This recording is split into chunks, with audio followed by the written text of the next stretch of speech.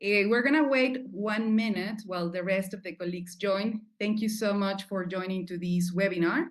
Vamos a tener esta sesión en diferentes idiomas, así que van a poder utilizar el canal para español y portugués, ya que el webinar se va a conducir en inglés.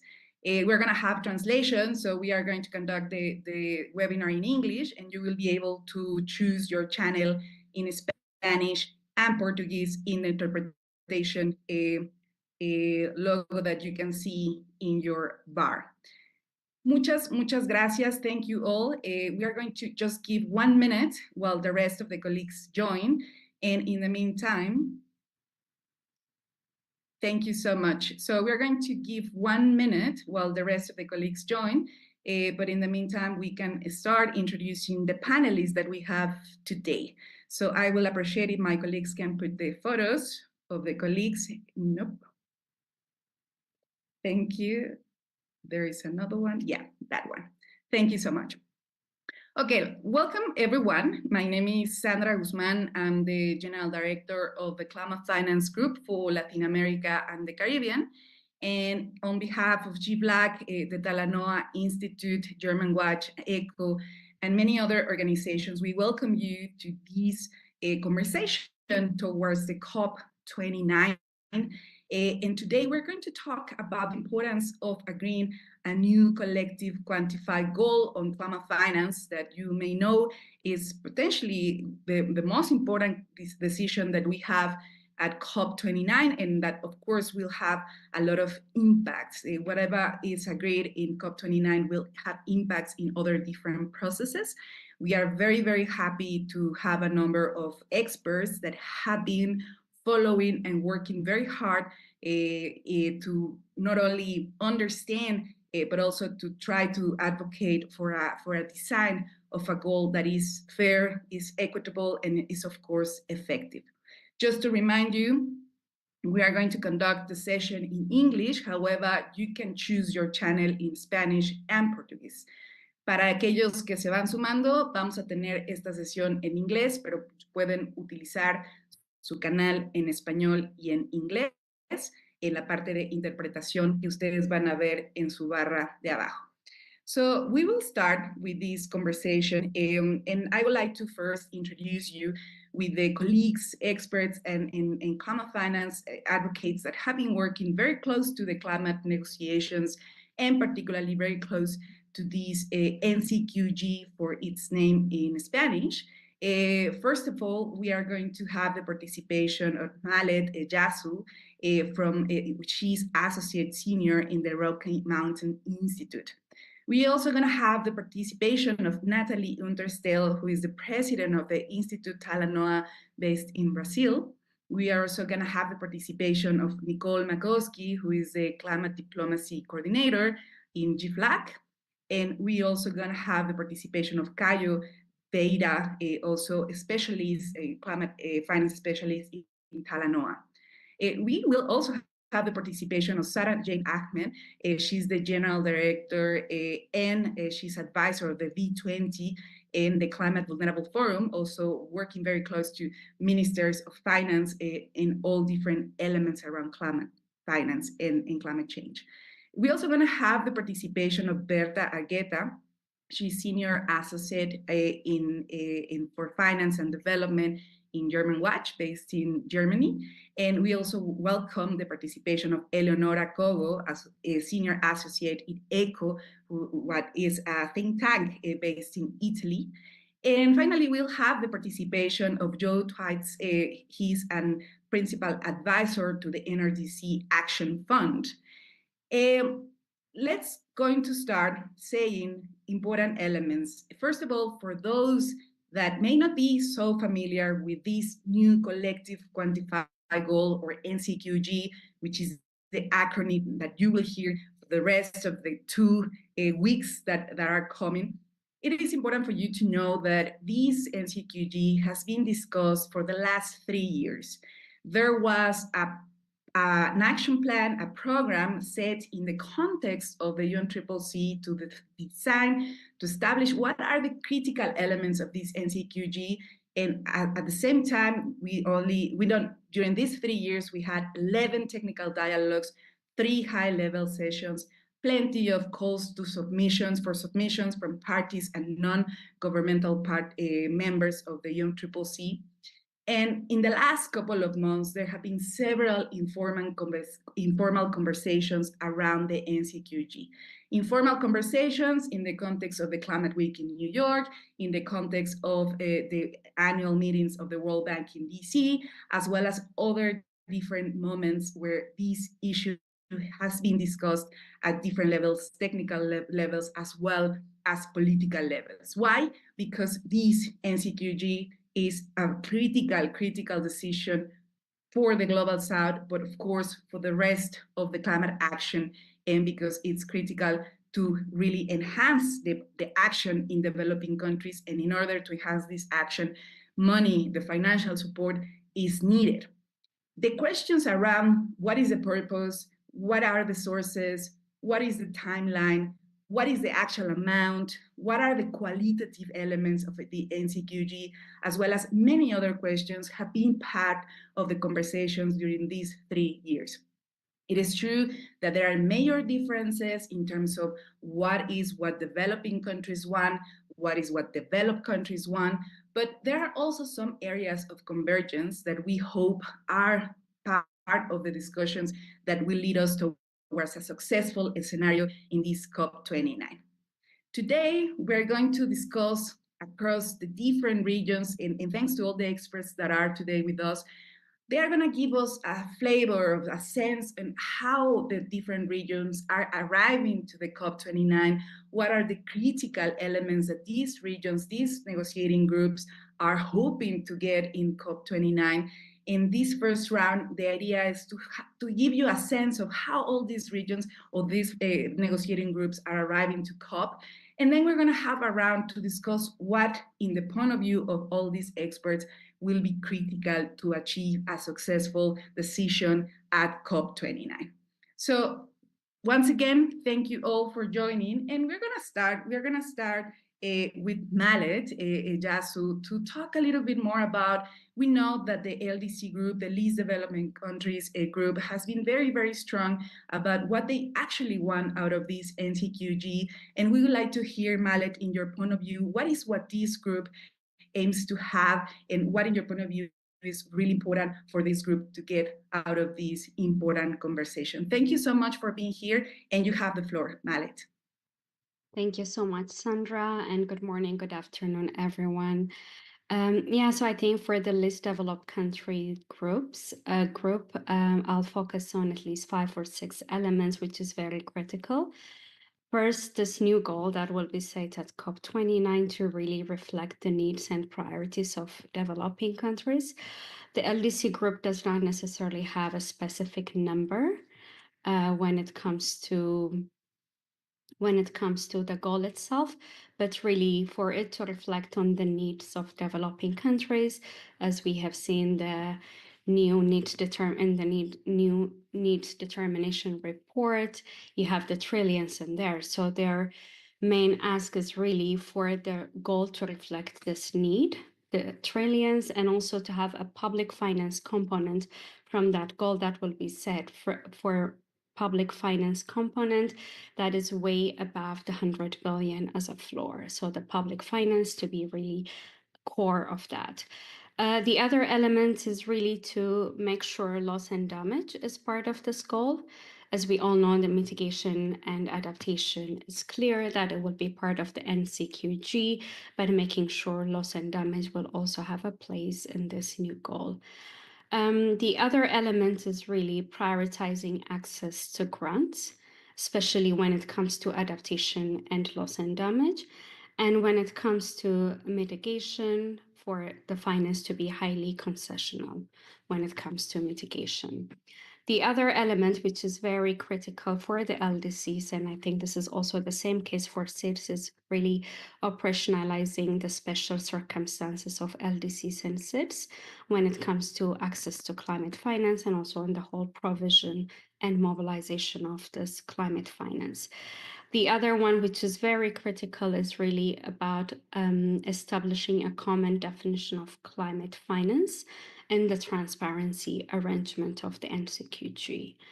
The other one, which is also, cross-cutting when it comes to the whole elements of the NCQG, is making sure fairness, equity, and justice is taken into consideration when this goal is being set, and making sure that this goal will not leave countries in other date stress.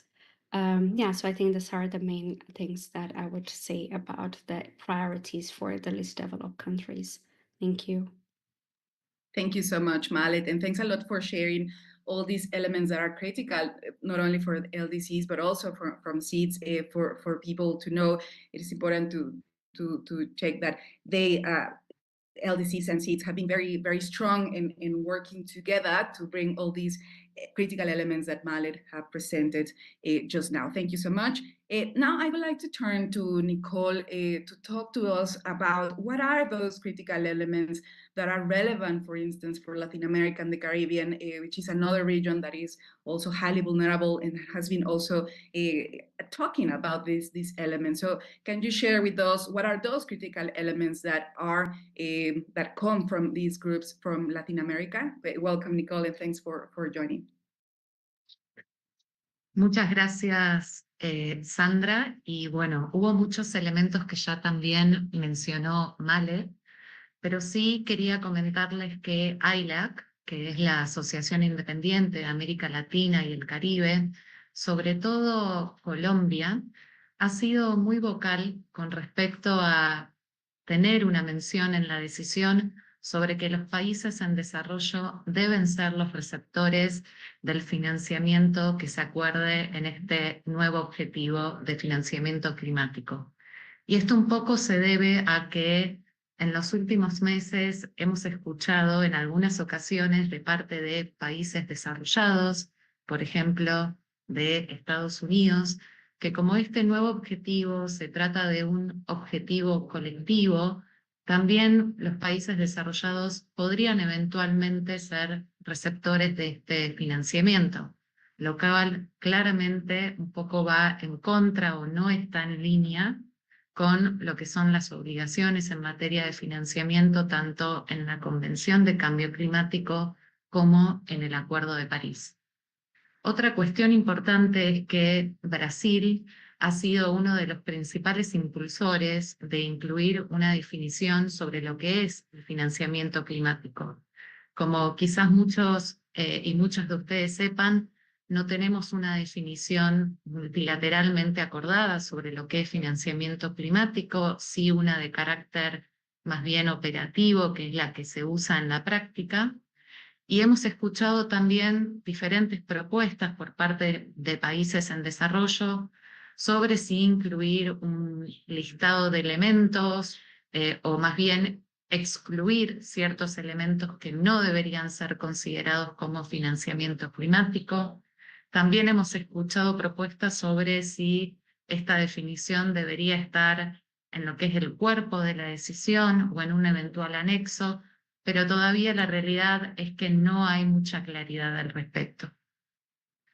Otra cuestión que sí me parece importante mencionar a nivel regional es que tanto GFLAC como Grupo Sur, que es el grupo, como les decía, que reúne a Brasil, pero también a Argentina, Paraguay, Uruguay, y a OSIS, que es la Alianza de Pequeños Estados Insulares en Desarrollo, o sea, las pequeñas islas, también han sido muy vocales con respecto a que el nuevo objetivo debe considerar aspectos cualitativos, ¿no? Y estos aspectos cualitativos, sobre todo el tema del acceso al financiamiento climático, son tan o más importantes que el monto o el quantum de este nuevo objetivo, ¿no? Entonces también, aparte de cuestiones vinculadas al mejoramiento del acceso, hemos escuchado propuestas en relación a cómo abordar ciertas barreras que existen a la hora de acceder o de recibir también este financiamiento climático, como son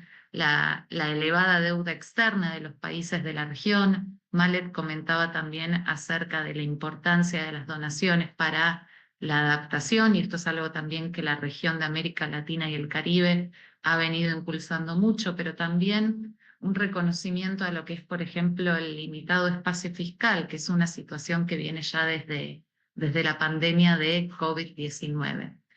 Así que un poco estos elementos son los principales y sí quería destacar también que la región se encuentra unida en todo lo que es, junto con el G77 más China, que reúne a 134 países en desarrollo en las negociaciones, en demandas claves como son, por ejemplo, el de tener una submeta vinculada a pérdidas y daños, ¿no? Pero principalmente para la región, yo diría que lo principal es la adaptación a través de donaciones y recursos concesionales. Así que un poco lo voy a dejar acá porque creo que ya estoy en tiempo y muchas gracias, Sandra. Thank you so much, Nicole. And for the participants, we are going to be switching languages, so please don't forget to use your translation element to be able to follow all the conversation. Thank you, Nicole, for sharing and for highlighting these aspects that for Latin America and the Caribbean are critical. And even though there are different subgroups of negotiating teams like ILAC and SUR, two of the main groups in Latin America, they share some elements about what is the importance of this NCQG. And following this idea of what the different groups, what they want out of this NCQG, I would like to welcome also our colleague Iskander Ersini. He has been also following this conversation very closely from the African group, and we would like to welcome him to talk to us about what, in their point of view, the African group, what are those critical elements that this group has been pushing to get in the context of the NCQG that for them is critical to get in this COP29. Thank you so much for joining, Iskander, and you have the floor. Thank you very much, Sandra. Good to be with you here today. Happy to offer my reflections, being based as I am at the Morocco-based think tank, the Email Initiative for Climate and Development, which is a non-governmental organization that's close to the African negotiators. So I would say that from an African point of view, this really is a test about the degree to which developed countries are committed to the goals of the Paris Agreement, to the ambitions that were expressed across Glasgow, across Sharm el-Sheikh, and notably across Dubai last year. So we have huge ambitions that have been established across mitigation to keep 1.5 alive, as well as across adaptation with these hugely ambitious new 2030 objectives for the global goal on adaptation. And also now this loss and damage fund to be headed by an African, but with it being unclear whether it will have sufficient finance to provide for African communities. You know, you have one natural climate aggravated disaster in one African country, and already it costs that African country, like my own Morocco, more money than has been contributed to the loss and damage fund to date. For Africa, the priority on top of these losses and damages that we're already dealing with is, of course, adaptation. And, you know, we are not in 2009. We have a whole suite of both national adaptation plans as well as NDCs, nationally determined contributions, that also touch on adaptation. And we have analyses which show how much it costs to deliver these. So the UNEP study, which tells us that it's almost 400 billion a year. So quite frankly, if we're talking about adapting, and ours is a continent which did not cause this problem, we are only responsible for less than 5% of emissions. This is obviously going to be a COP that addresses itself to what degree are we going to have to continue to face these injustices of being forced to pay for climate impacts which we did not cause, without even the resources to adapt to them. We've had, I think, out of Glasgow, this commitment to a doubling of adaptation finance. We know that that's very insignificant, paling in comparison to the overall hundreds of billions that are needed. The other key point to make about Africa is that we don't include any high-income countries. We're we're a continent of poor, least developed, low income, and lower middle income countries. Even high middle income countries is not really something that we have attained. So in this context, for us, it is about the terms of the financing, crucially. So we had the African Ministerial a couple of months ago, which said that we need, based on the needs assessments, an overall total which is north of 1.3 trillion US dollars per year, but that crucially, it had to be constituted by mainly grants and concessional finance. So that implies that you would have a provision element within this overall mobilization mix of things, a provision element which is at least 650 billion per year, if that's half of the 1.3 trillion. So I think, again, I come back to the point that this is, for Africa, a real moment of truth about the degree to which developed countries are serious about taking this forward, and serious about this process of NDCs, because most of our NDCs are not financed. And so it's going to be a litmus test, I think, of this regime moving forward. Thank you so much, Iskander, and thanks a lot for reminding us that the NCQG is not this element in isolation. Whatever happens with the NCQG will have impact in other conversations, such as the updating process of the NDCs, the national determined contributions, that most of them include conditional measures. Not all of them, but most of them include conditional measures to access to these other resources. And thanks for highlighting these elements that for Africa is critical. And now I would like to turn to our colleague, Sarah Jane. She has been working a lot in the context of the Climate Vulnerable Forum, that is also a very, very committed group of developing countries that have been pushing for different actions to really raise ambition, but also like bringing like a very strong voice in the climate negotiations. Sarah, for the Climate Vulnerable Forum, what is needed out of this NCQG? Why is important in the point of view of the group? What needs to be included in this NCQG to continue like the conversations and to keep building this trust that is needed in the process? What is your point of view? Thank you so much for being here, and you have the floor. Thank you, Sandra, and thank you, colleagues, as well, for the early insight.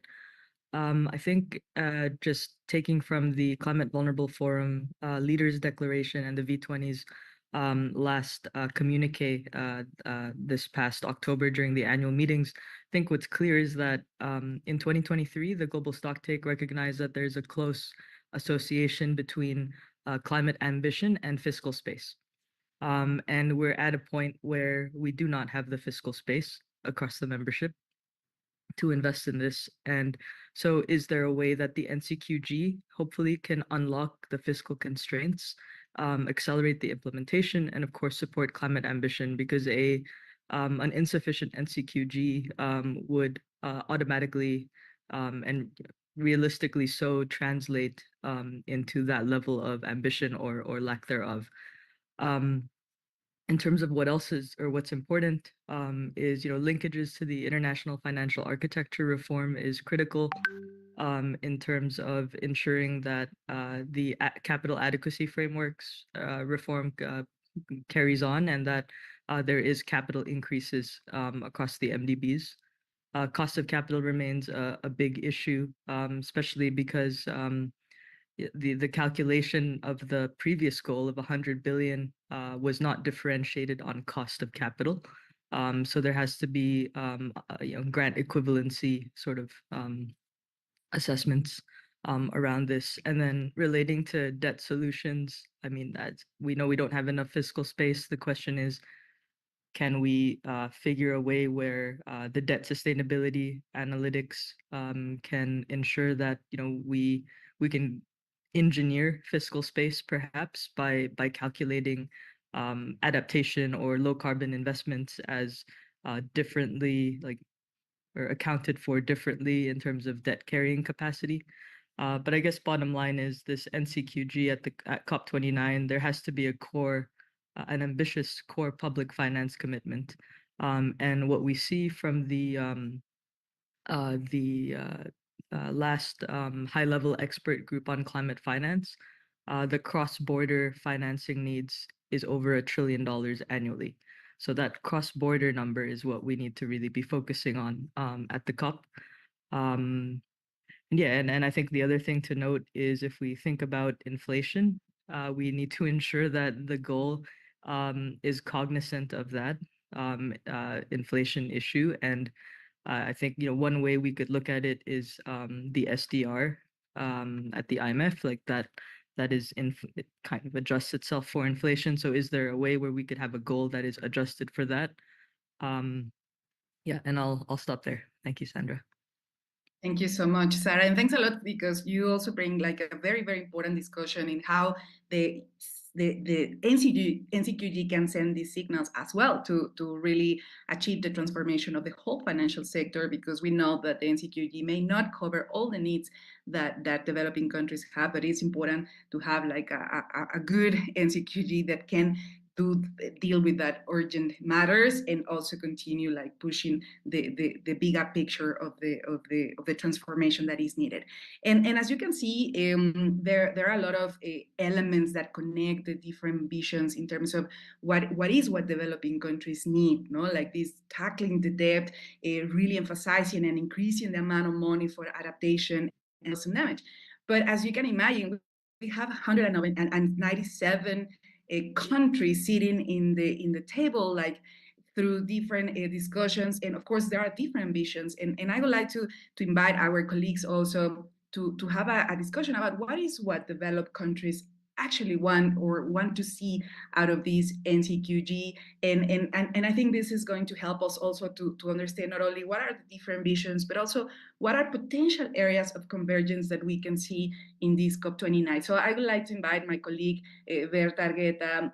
She has been working a lot also in the climate finance discussions, particularly the NCQG, and we would like to hear what is your take on what the European Union, for instance, is discussing around the NCQG. We used to see very active countries such as Germany and France and Spain, but all of a sudden seems like we are missing also some of this leadership. And what is, in your point of view, what these European countries want out of the NCQG, and where are the critical elements in the discussion? Berta, thank you so much for being here, and you have the floor. Thanks, Sandra, and I hope you can hear me well. I will focus mostly on the conclusions of the Council of the European Union. It's more than what I think, but I think we'll mix a little bit of commentary with that because these conclusions actually set up kind of a position on the different elements, or at least give a sense of what the position is. So focusing on a very key issues, I think one of the positive things about how this begins is that the conclusions do highlight the importance of an agreement, and the fact that this is highlighted kind of bodes well for the level of commitment to agreeing something at COP29, which is possibly a good thing, I think, to start with. Another thing that it highlights, that it kind of aligns a little bit with what we've heard before, is the need for international climate finance provided and mobilized to be at the core of the NCQG. We've heard from colleagues about the need for this core to be secure, and at least there is a sense that seems to be an agreement also of the European Union that this core is necessary. However, it's important to note as well that though we see that the core is important for the European Union, there is also a call for two things. related to this core. One of them is a broader contributor base, and this is a very, very important element for the EU. It's actually it's interesting because the language in the in the conclusions actually calls the contributor base discussion, or the expansion of the contributor base, a prerequisite for an ambitious NCQG. So it's basically linking the ambition of the NCQG, and I'm guessing particularly this core, to the need for the expansion of the contributor base. Without one, there's not the other one, right? And that's kind of not exactly what our developing country colleagues were mentioning. So yeah, it's important to know that this is a key element. And the second one is that even though it recognizes the need for the core, it also states that private investments will be the largest share of, will cover the largest share of the requirements, especially for the green transition. So there is a core, and there's a recognition that this is important, but the sense is that the largest part of the NCQG is expected to come from private investments and potentially other sources, which leads me to the other important point, which is that basically the conclusions do mention the need for, and I quote here, an integrated multi-layered approach. So there is that core, but there will be other layers that are just as important. And those layers are also linked to enabling environments, domestic efforts, and all of the 2.1c discussions on, the need for finance flows to be consistent with low carbon and climate resilient development. So that's not exactly what the developing countries are expecting, but this is what's core and important. Importantly, in terms of what can be kind of like synergies with the positions, there is mentions of the importance of access and the need to address challenges like debt, fiscal space, and so on. So things that we've heard before, but this seems more like vague. So there are no concrete proposals. It's more like a welcoming of efforts already on the way in terms of the reform of the international financial architecture. But at least there is a recognition in there that this is important. Importantly, there's no mention at all of things that have been highlighted by colleagues, for example, a definition of climate finance, a clear understanding that the goal has to be from developed to developing countries, or that direction, especially on that outer layer of investment. It's not clear where that money is coming from and where it's going.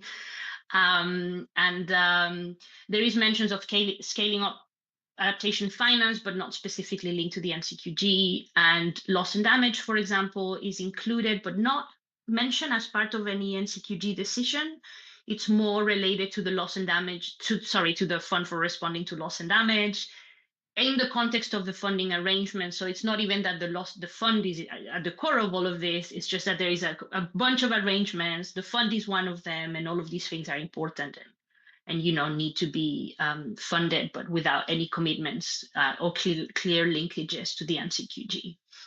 I think what would be important is that beyond the positions and the conclusions, what are the potential landing zones? And those are kind of the more interesting questions.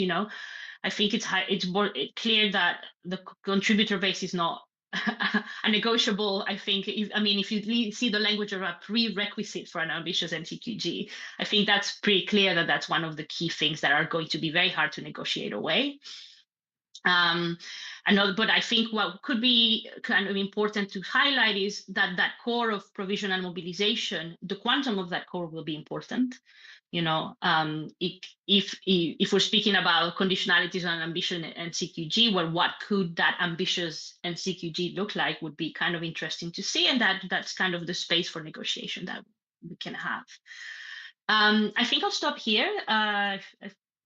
Pretty sure I'm over time or close to the time. So yeah, but I'm sure we'll have more time to discuss further. Thank you.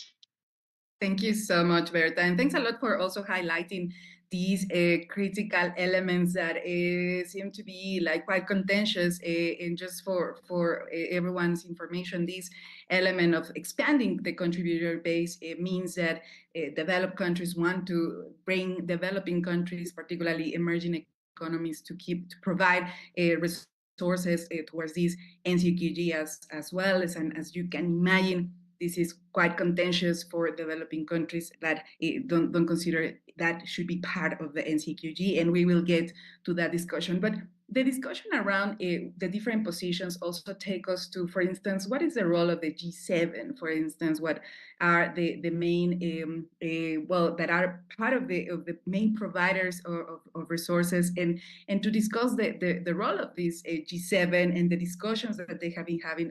I'm very, very happy to have Eleonora Cogo from ECO, that she also has been working very close to the NCQG, very close to all these finance discussions, and we are very happy to have your thoughts, Eleonora, about what is the role of the G7 and what is what they really want out of this conversation for COP29. Thank you so much, and you have the floor. Thank you, Sandra. It's really a pleasure to be here among this really distinguished group of panelists. So, in terms of the G7. As you may know, the G7 tends to meet towards the beginning of the year, so they kind of conclude their work around June. And for those that don't know, actually, the G7 is made of US, Canada, Japan, UK, Germany, France, Italy, and also it's got the European Commission. So it's kind of like a group, and they try to send a message around NCQG in their communique of the climate ministers, trying to kind of reflect a little bit the different kind of sensitivities even within this kind of group. And so at the end of April, they published their communique, and they had a dedicated session on NCQG. And the message they sent back then was, in terms of the size of the goal, on one hand, they recognize that we are talking about mobilizing trillions to reach the Paris Agreement goals, but also talked about setting it from a floor of 100 billion, taking into account the needs and priorities of developing countries. So very kind of mixed signals there, trying to kind of, kind of reflect on very different directions. As Berta was saying earlier, even back then, we had a very strong message on the contributor base. So they started by saying that the G7 countries intend to be the leading contributor, but they also see other countries that are capable of contributing as that should also kind of take part. They mentioned in terms of the sources, wide variety of sources, instrument and channels, including innovative sources. So it's something that they're clearly looking closely at, but it also puts international public funds without specifying which one. So I guess we could read the loss and damage fund in there. That should remain an integral part of the goal. And they mentioned the structure as similar to what Berta was referring to earlier, as a multi-layered, encompassing both public, private, domestic, and international components, without specifying there. We didn't really see the inner and outer. They were just talking about this multi-layered structure, and then refer to different kind of more qualitative elements, strengthening accessibility, leading to speedy mobilization, impact and transparency, and a general reference to keeping 1.5 within reach, and also anchoring this in the context of the 2.1c, and so aligning financial flows towards Paris goal. I think what was a bit disappointing from my point of view was that when the finance minister met, they did not say anything specifically about the NCQG, which I think it is a problem, because they will clearly be called into actually implementing it. And so, but we did have a small recognition on NCQG from then the Leaders Summit in June. And so they touched a bit more upon the, keeping 1.5 within reach, and also in terms of the contributor, leading contributor, and including those countries that are capable of contributing. Maybe just to mention that they look at other contributors mostly on the mobilization part rather than the provision. Thank you. Thank you so much, Eleonora. And there is no doubt that the G7 will play a very, very important role in the discussions, in the conversations, and what you share is very important to kind of think what can be the result. And well, as you mentioned, one of the members of the G7 is, of course, the United States, that, by the way, today they have elections. And as you can imagine, there is a lot of expectation about what is going to happen, what would be the result, and to what extent what happens in the elections will have an impact or not in the actual negotiation coming in COP29. But I would like to invite our dear colleague Joe to tell us a little bit more about what the US is expecting or has been promoting in the context of the NCQG. I know that it's difficult to predict the results or any type of situation about the political scenario, but if you can share, like, what are your thoughts about a potential outcomes of this election that may have an impact in the discussions to come in a few days now. So thank you so much for being here, and please, you have the floor. Thank you so much, Sandra, and thanks for putting together such a great panel. It's been great to hear all these different perspectives. So yeah, I'm going to talk a little bit about what the US government perspective, at least how we see it as a US-based civil society organization, what their perspective has been on the NCQG. And I think the first thing to say is that the US government's perspective in international negotiations writ large, not just on climate, is significantly shaped by constitutional issues. So first of all, they're very wary of binding requirements, which includes on things like finance provision, which might trigger the requirement for Senate ratification of international agreements. And that requires a 2/3 majority vote. In the current political environment, that might not be possible. The second one is that under the US Constitution, it is actually Congress that has what they call the power of the purse.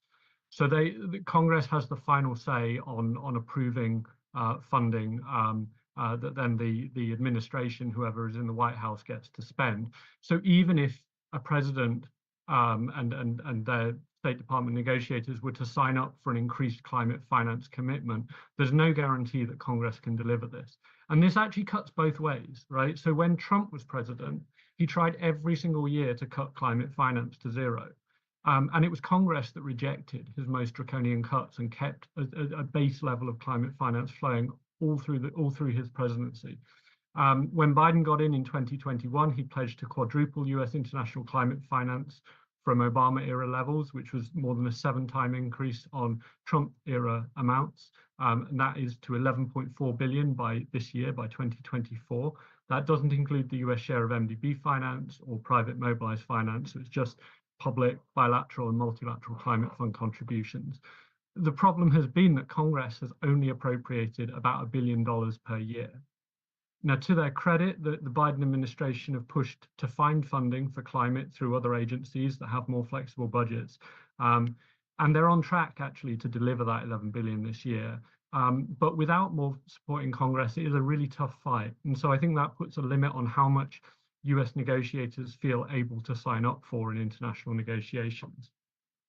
And then in terms of the other areas that the US is pushing specifically to see as part of an NCQG decision, firstly, on the structure of the goal, as speakers from European countries have noted, all developed countries are sort of talking about this 2-layer structure.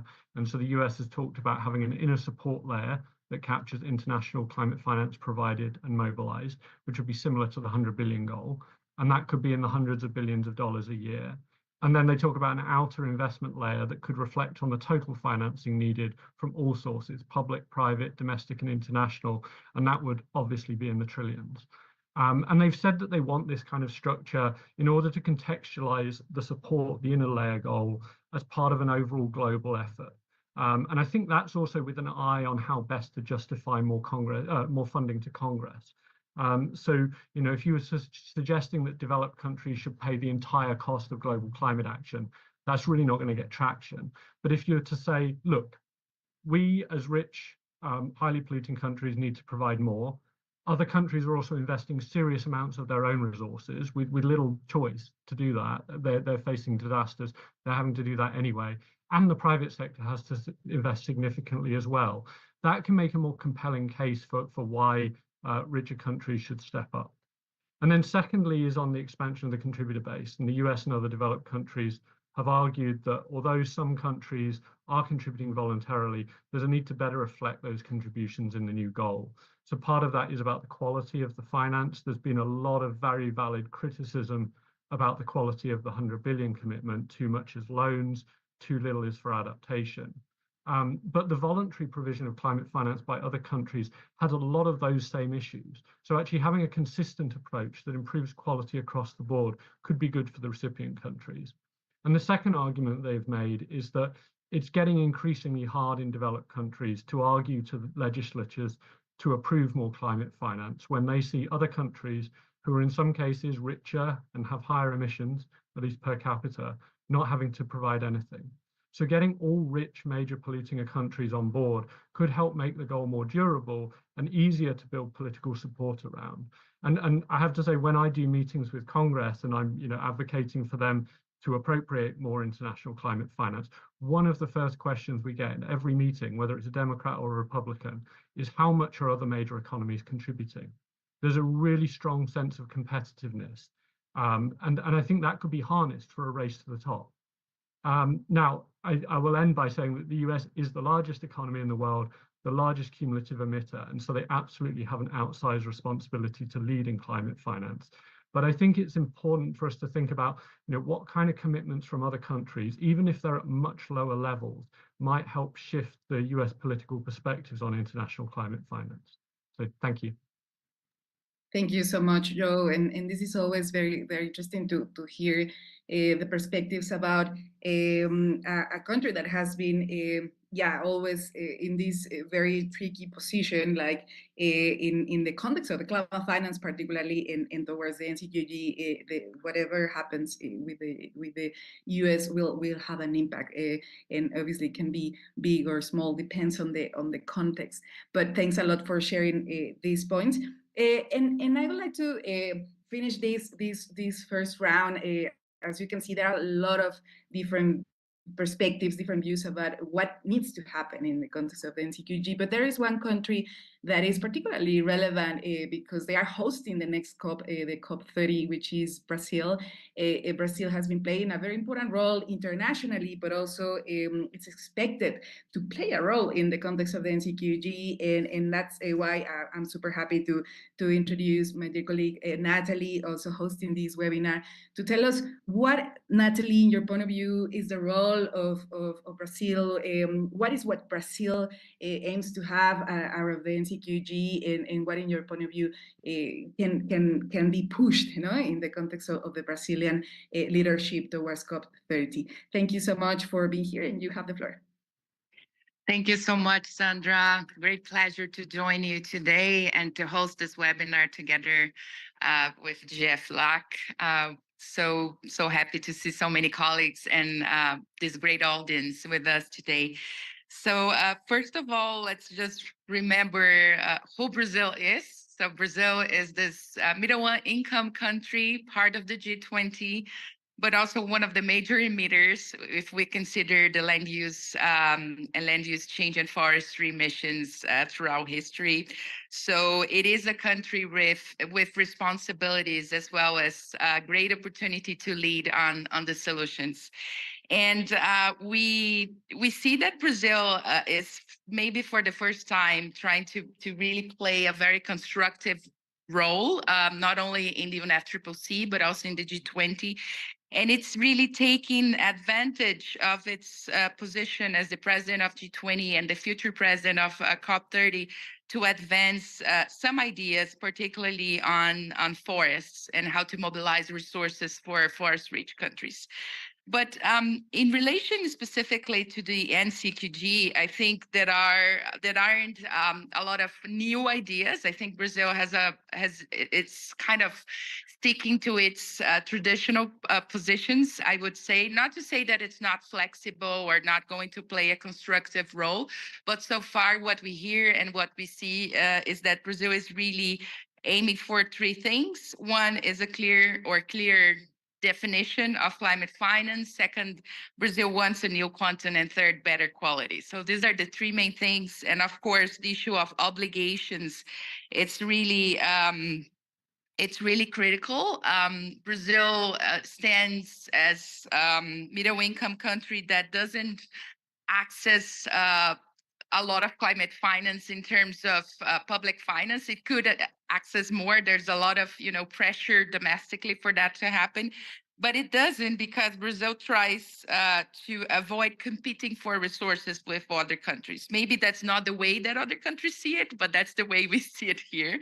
And at the same time, so it stands in a position where it says, I'm not willing to contribute as a new contributor in a new base, but at the same time, I'm willing to give up some sort of resources as a developing nation. So I think this is one of the ideas that is floating around for this COP. And at the same time, Brazil, along with countries from the SUR group, is urging developing countries to advance with a burden sharing conversation, which we don't believe it's going to happen this year. We don't believe it's going anywhere, to be quite frank. So it's still a red line. And at the same time, the good news is that when defending public resources as the core of the NCQG and, in conditions that are not going to raise debt and so on, I think Brazil is doing something that not only we Brazilians, but I think people in the region are positive about, which is to focus on defending also the adaptation and loss and damage as sub-goals of the NCQG. So I think this is good.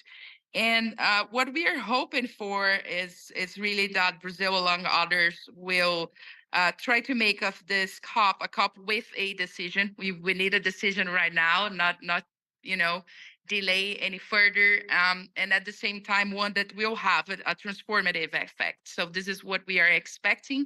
And this is what we are pushing Brazil to to defend at this point. Thank you. Thank you so much, Natalie. And I think what you just said is critical. We don't have time to lose. We have been discussing this for 3 years, and it's true that the political conditions are rather poor, but that is not the enough justification to not have a good decision or like the decision that we need in this COP. And that's why I would like to start with this conversation, also thanks to all the colleagues that have been putting your questions in the chat. We are going to start this round of questions, but I would like to just pass the floor quickly to Sarah. I know that she has to leave to another very important meeting, but I wouldn't want to don't hear her about Sarah. One of the critical elements that we have been discussing across all these 3 years is what are elements to succeed in this, in your point of view, what can make this decision a successful one? And there is also a question for you in the chat, which is, given the lack of fiscal space to finance, for instance, for adaptation, what is your point of view on the creation of these, for instance, innovative mechanisms such as debt for climate swaps? That is also very, very, very interesting discussion in the context of the financial reform. So some thoughts about these 2 points, and then we will leave you go. And thank you so much, Sarah. Yep. Thank you, Sandra. Yes. So just in terms of what could be successful is one, delivering affordable capital, alleviating our unsustainable debt burdens so that we could have fiscal space, fair and urgent delivery of loss and damage resources, and of course, linking all of this to rapid reforms in the international financial architecture. But to do that, and also to ensure that there is necessary public sector capital to incentivize private sector to come in, the ambitious core public finance commitment is really critical for this COP. And so it can be quite useful in the other spaces, because at the end of the day, all these spaces have to connect to deliver ambitious funding opportunities for countries and options for countries. Relating to the question around innovative tools such as debt for climate swaps, so it won't necessarily solve the debt issue, and this is around debt restructuring, and there is a need definitely for some sort of debt relief, maybe even debt cancellation to increase fiscal space. But what debt for climate swaps can do is reduce funding costs significantly. So, for example, for many small economies, highly indebted economies, to raise new debt, it could cost over 20% interest rates. And with a swap, in theory, your new debt cost would be about 3% over the LIBOR rate, which means you basically, if you were exceeding 20%, you could save at least 10% on cost of capital alone just on that. So there is a financial case to be made for certain investments to look into debt for climate swaps just from a cost of capital basis. And adaptation is something that is very sensitive to cost of capital because it's all upfront. And so perhaps there's more opportunity around that.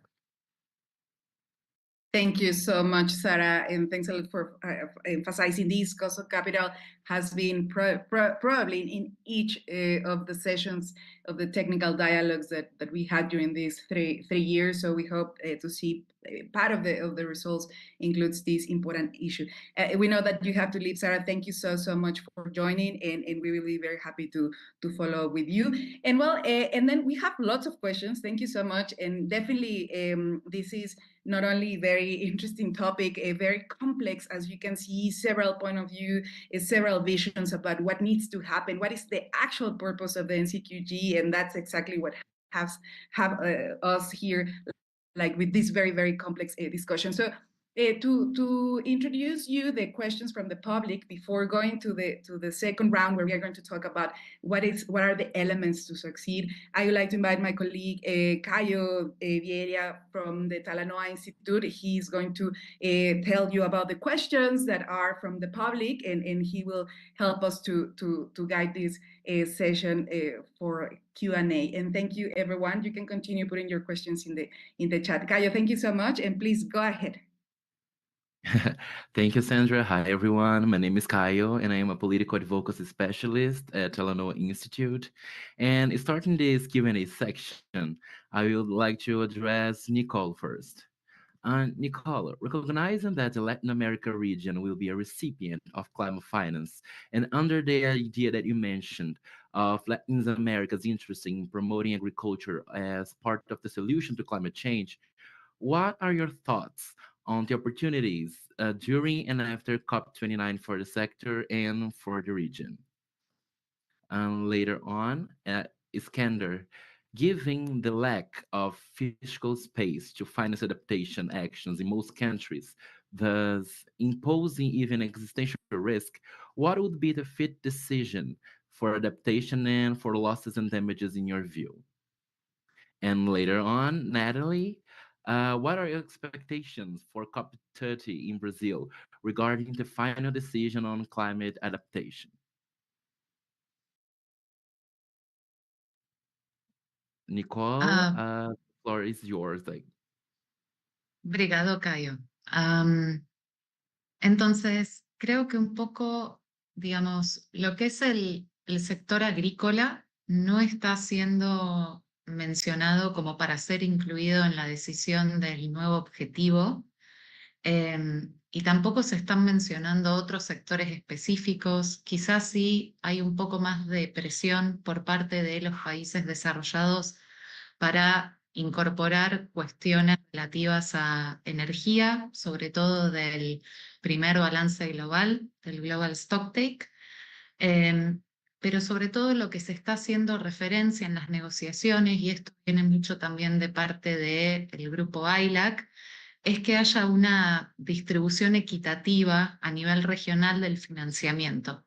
Y esto también para la región de América Latina y el Caribe es significativo porque nosotros somos la tercera región receptora de acuerdo a los últimos datos que están disponibles, detrás de África y Asia-Pacífico, ¿no?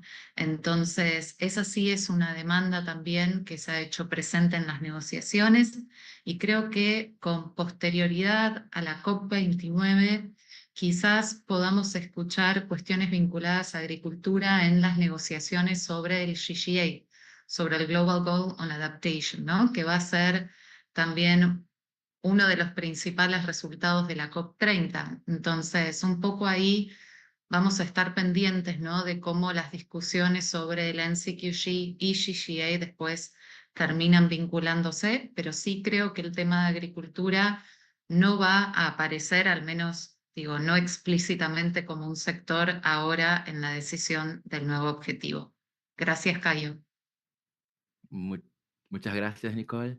Coming up, Iskander, please.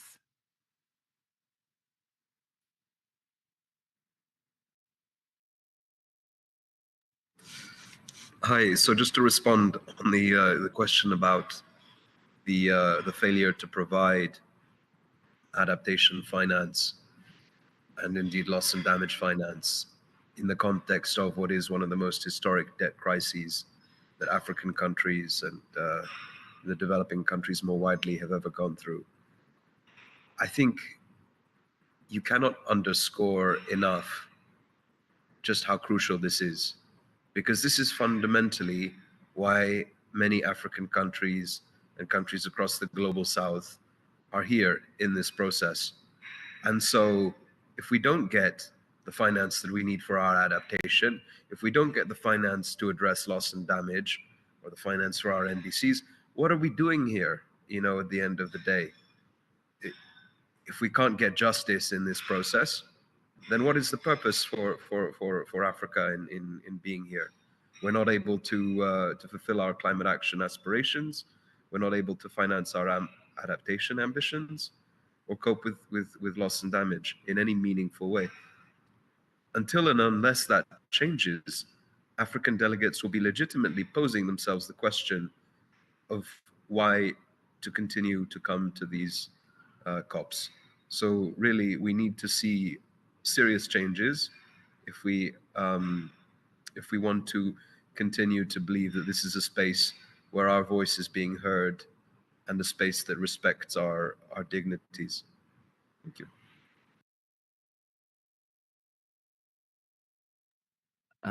Thank you, Iskander. Natalie had a problem with her connection, so I will pass on to Joe. Joe, please, are there criteria suggested for this expansion of contributors base? And how does that conflict with UNFCCC provision? Which countries specifically are being considered as having that capacity? Oh, Natalie has returned, so please, Natalie, the floor is yours first. Thank you. Sorry, I ended up dropped. But I just want to mention what the expectations we have and what I think we can shape up till COP30. So I think there are two sides of the coin for COP30. One is really on fossil fuels and the potential reform, including reform of the subsidies. This is a very difficult agenda, as everybody knows, but one that has to be tackled. And the other side of the coin is really on adaptation and loss and damage.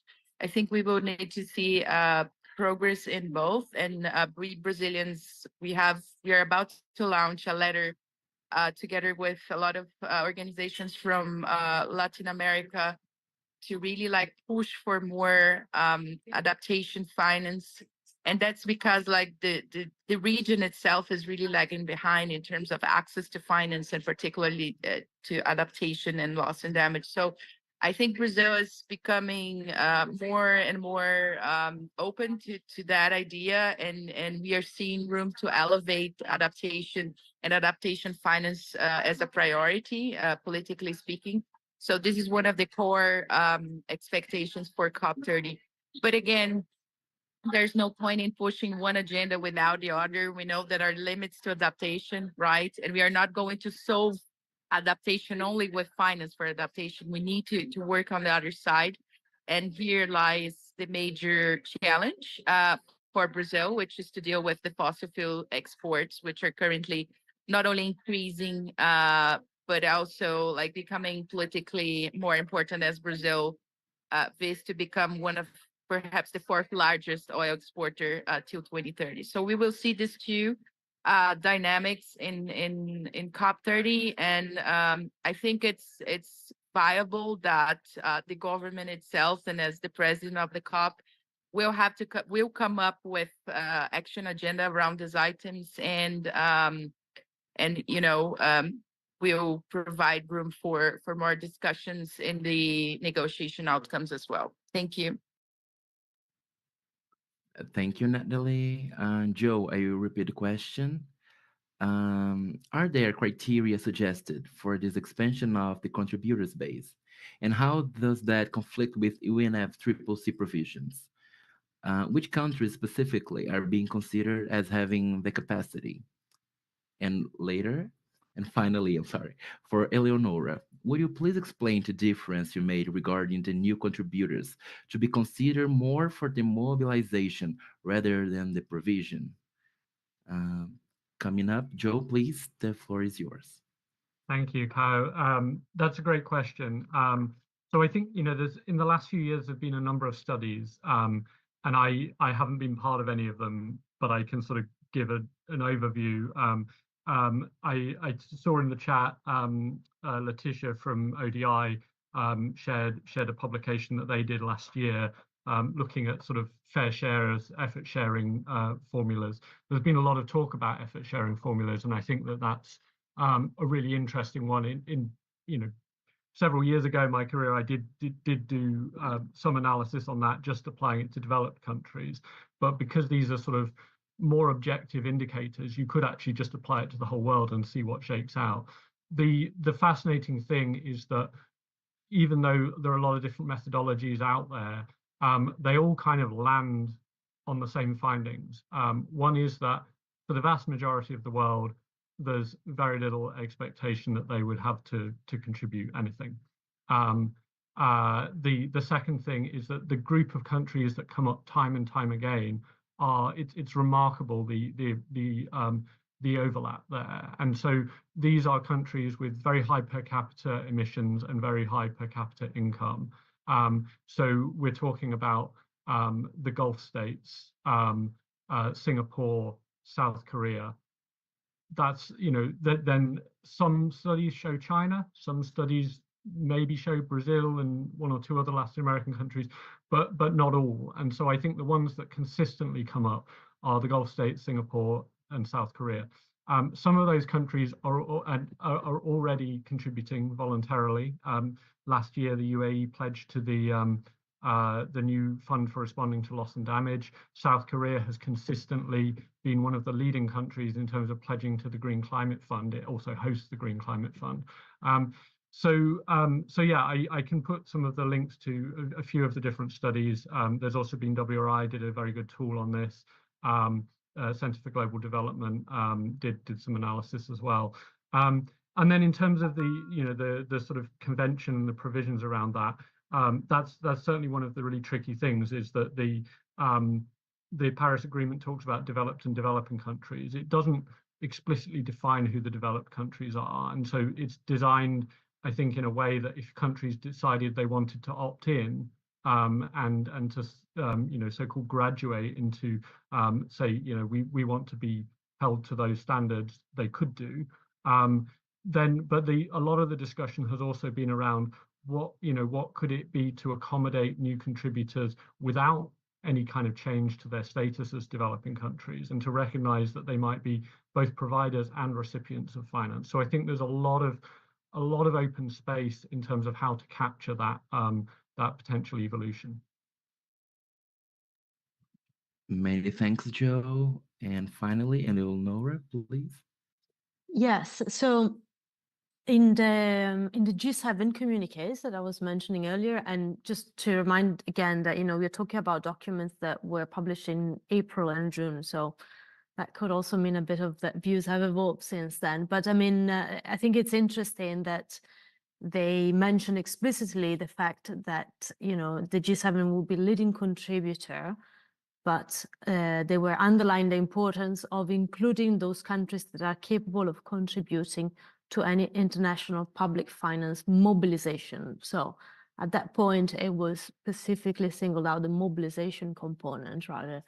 I mean, then as Bertha was referring to earlier, for example, in the Council conclusions of the European Union they actually talked more broadly about provision and mobilizations, both in terms of the acknowledgement that some developing countries are already, and as well is in their kind of encouragement towards all contributors to report both climate finance provided and mobilized.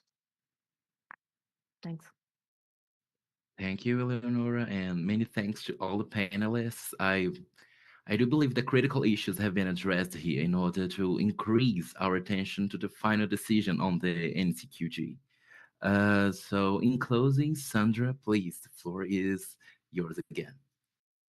Thank you so much, Caio. And well, I would like to then pass to the last round, probably a question that is quite difficult for all of us, but we would like to attempt to ask you what, in your point of view, are the critical elements that are necessary to include or to see in the NCQG to ensure a successful design. We know that we may don't have everyone happy, because at the end of the day, this is a negotiation, and as you see, there are several perspectives about what needs to be included, what type of instruments, what type of sources, what type of contributors, what type of timeline. We haven't go in many of the different issues.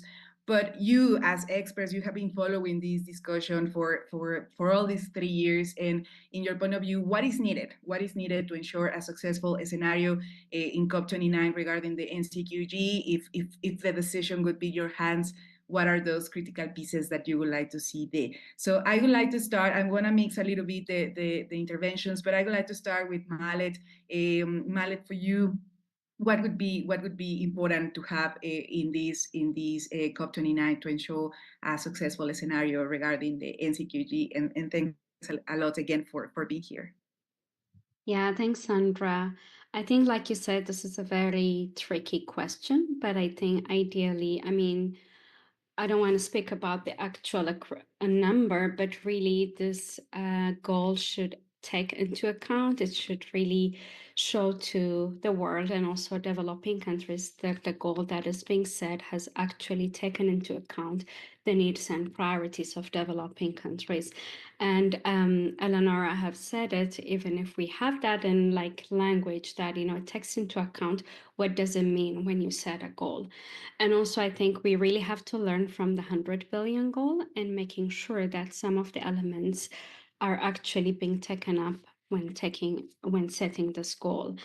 I mean, in relation to that, this goal should not necessarily focus about the achievability, but really to what extent have countries taken into account the needs and priorities of developing countries.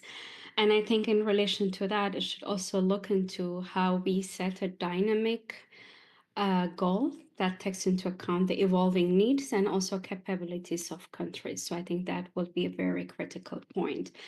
And I think this is really also a very good opportunity to build trust between developed and developing countries. So it is very important that when this goal is set and also have this transparency mechanism in place, so that can give assurance to developing countries and also making sure contributors are accountable to the goal that they have set.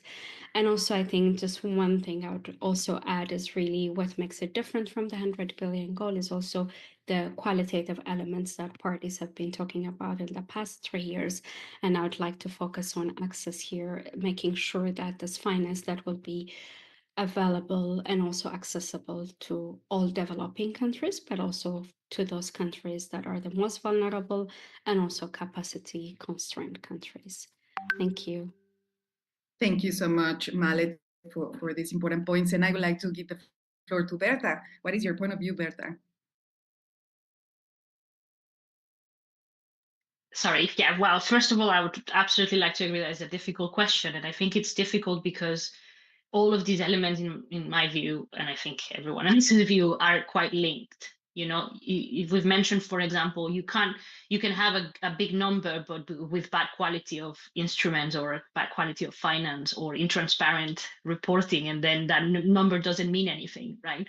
And so you need to have, to a certain extent, all the right elements, and all of them are necessary. All of them interact with each other.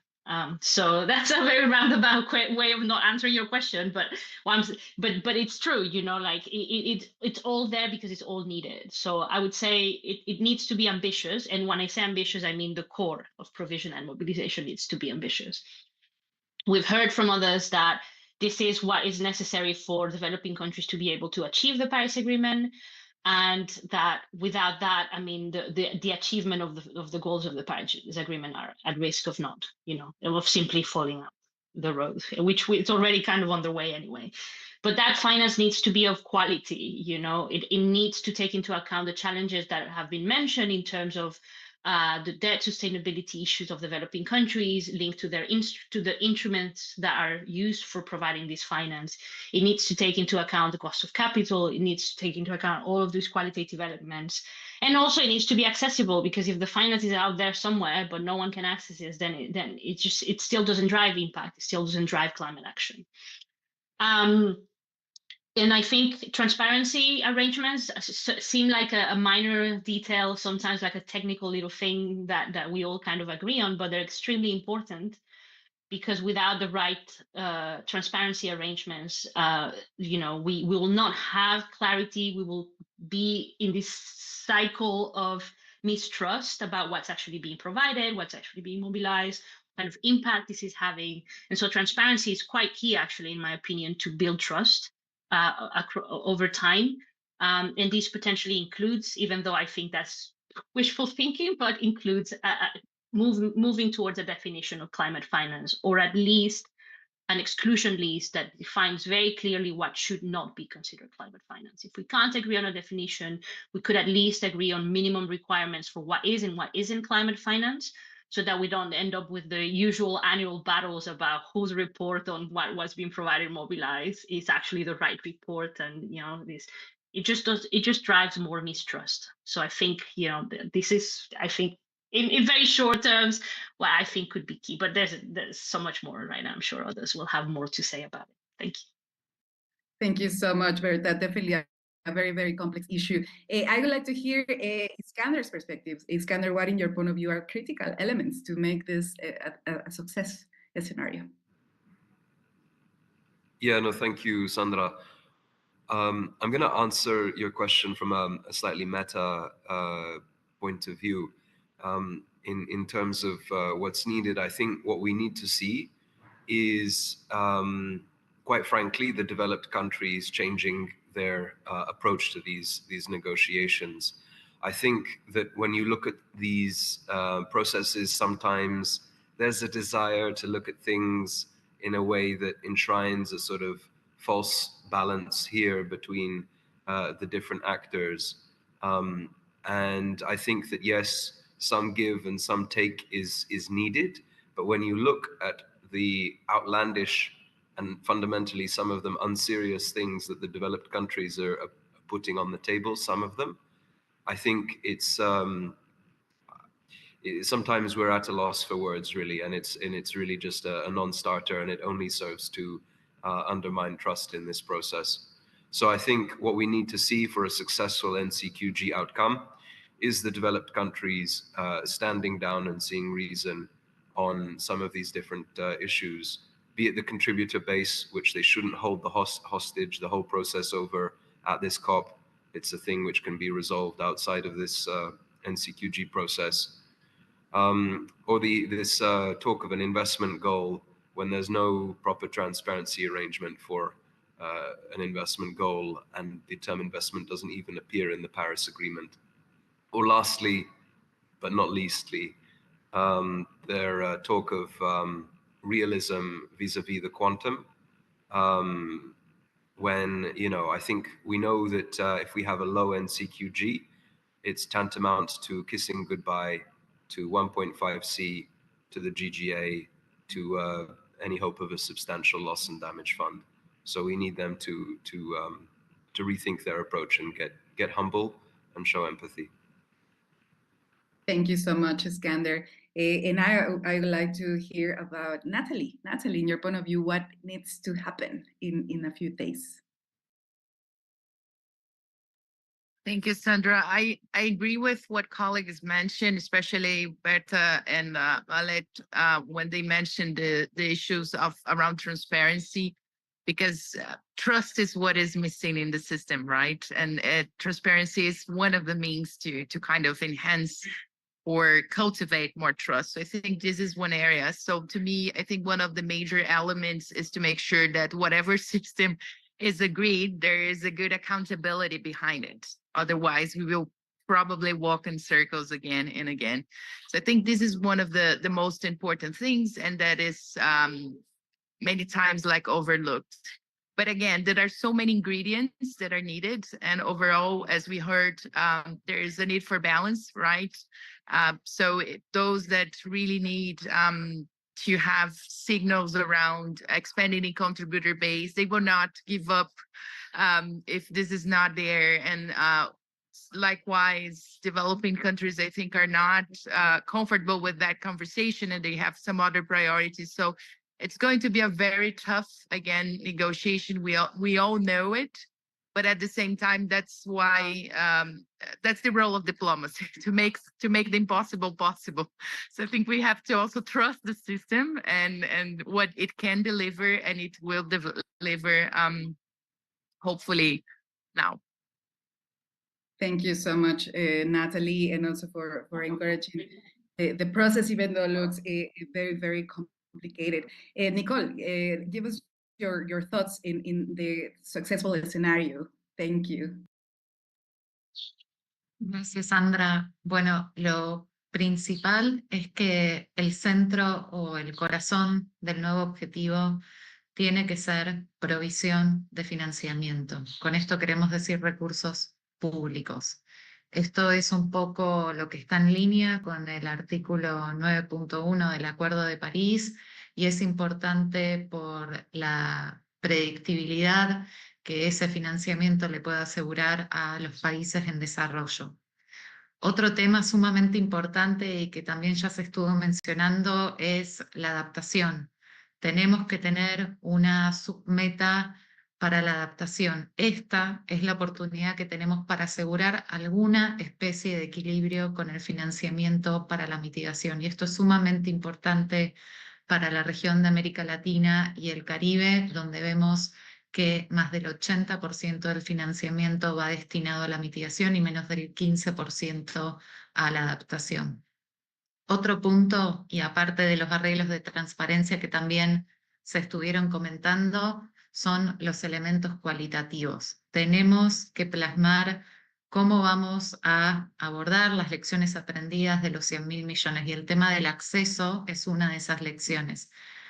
El NCQG, la decisión, tiene que incorporar modalidades de acceso directo para diferentes grupos que se encuentran en situación de vulnerabilidad, y ese acceso también tiene que ser simplificado en términos de procesos para los propios países. Y también, y vinculado a esta cuestión de la transparencia, la revisión del NCQG, del nuevo objetivo, tiene que permitir que este nuevo objetivo se adapte a las necesidades cambiantes de los países en desarrollo. Finalmente, quiero decir que no podemos posponer o dejar ciertos elementos de la decisión para el año próximo o para años venideros. Los países han tenido 3 años para discutir a nivel técnico y también político, y este tiempo ha sido reconocido por muchos de ellos como más que suficiente. Entonces, necesitamos una decisión sobre el NCQG en la COP29 y tiene que ser una buena decisión. Gracias, Sandra. Thank you so much, Nicole. And well, I would like to pass the floor to Eleonora and then Joe. Eleonora, what are your elements for success? Yeah, I think, I mean, as I very much agree with what previous speakers have said in terms of that it's kind of hard to pick elements, in a sense that those are all very linked and equally important, from transparency and access. I think I would definitely, though, highlight, and it's already been said, but I think it's really, really important that the core goal is made of public finance that should prioritize adaptation and loss and damage. And it really needs to speak to the most vulnerable, to those that have done the least to cause the problem, but are paying the highest cost. I think it was mentioned earlier by Sarah, and I think it's also very important to recognize that this goal, although it's kind of outside the UNFCCC space, that it has to kind of be anchored in a wider reform of the international finance agenda, especially when we look at debt. Because if we don't address the debt crisis, we're not going to be able to finance the transitions. We're not going to be able to reach the SDGs, and climate being one of them. And I think a last point I would like to make, I think it's also important to, or I'd like to see, I think it's going to be a bit of a challenge, but given that we're talking about wishes, I'd definitely like to see a reference to phasing out fossil finance, because if we don't do that, any effort we're going to make in terms of whatever contribution towards climate is always going to be kind of diluted by and we'll never be able to reach the Paris Agreement goals in the first place. So that's for my wish list. Over to Joe. Thank you so much, Eleonora. Joe, what do you think? What are your pieces of success?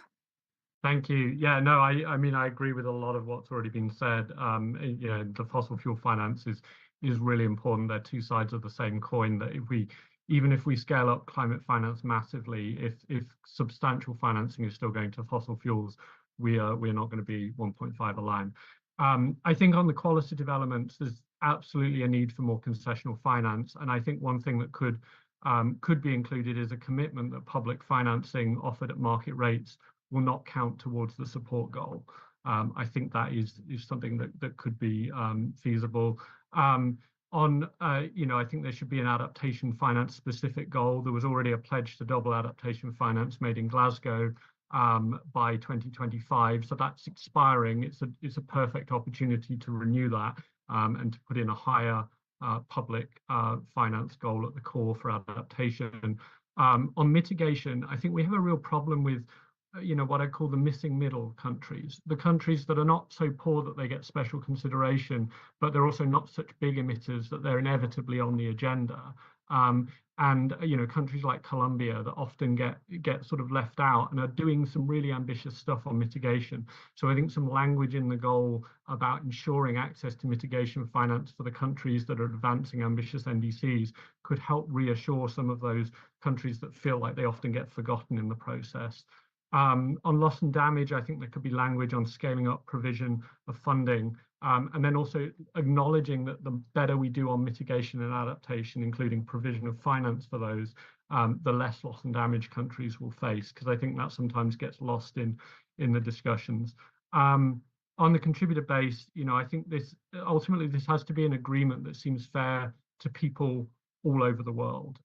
So it can't be something that people see as overburdening their country, since they will reject that at the ballot box. But I think there are lots of ways of capturing a fair expansion, and so it doesn't need to be onerous or overbearing. I think there are ways to provide that reassurance, to create an agreement that you can get the broad publics all over the world to feel is reasonable. And then finally, on overall quantum, I think whatever the numbers are, it's going to be important to establish follow-up processes to actually scale up the finance. 2 weeks ago, we published with ODI, German Watch and ECHO, and Eleonora on the call was one of the co-authors, some modeling work that we did. And one of the key takeaways there was that even with significant growth to the quote-unquote traditional channels of climate finance, we're not going to get to the scale of funding that are laid out in the needs estimates. But with greater deployment of innovative mechanisms such as levies on polluting sectors like oil and gas, shipping and aviation, with further reform of international financial institutions to make them bigger and better, and by using a mix of carrots and sticks to better mobilize private finance, all of that can enable much more, but it's not going to happen on its own. So I think the decision needs to lay out what further international cooperation and processes are needed to enable the much greater sums of climate finance to flow. Thank you so much, Joe, Berta, Eleonora, Iskander, Natalie, Mallet, Nicole, for sure, Caio, and Sara. Even though there are several perspectives, several points of view, it is important to highlight that there are some convergences, such as the fact that this NCQG cannot be only a number. It's important to have a number, but also it's important to have qualitative elements such as access, debt treatment, and of course, deal with the cost of capital. There is also a huge convergence in terms of it is important to have a core in this goal that is based on public money, public finance, that reassure countries, developing countries, that they will continue this provision of finance, particularly for adaptation in form of grants, because we know that adaptation won't be this profit maker, and it's important to emphasize that adaptation is a huge need, a priority for developing countries. Of course, there are other convergences about the role of adaptation. I think most of our panelists, but also the negotiating groups, acknowledge the role of adaptation, and there is a huge opportunity, as Joe said, to create a good goal that tackles this element of adaptation. And of course, the element of transparency. Transparency is an element that it needs to be part of the agreement, to not only tackling or monitoring what is happening with the NCQG, but also to be able to assess the successful scenario, to what extent this goal is effective.